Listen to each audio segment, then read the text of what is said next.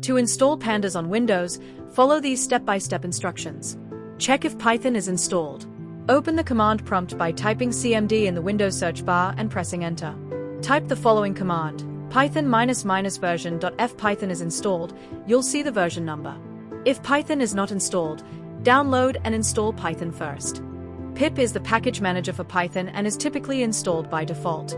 Verify pip installation with command pip --version.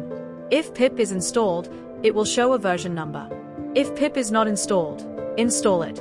Download the get-pip.py script from the pip official site. In the command prompt, type the following command to install Pandas. Pip install Pandas.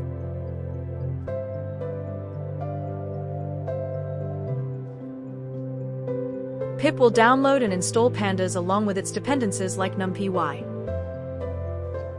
Once the installation is complete, verify that Pandas is installed. Type the given code to verify it. If no errors appear and a version number is displayed, Pandas is successfully installed.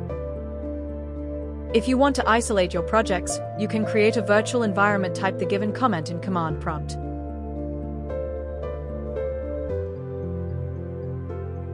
To upgrade Pandas, use the command pip install --upgrade Pandas.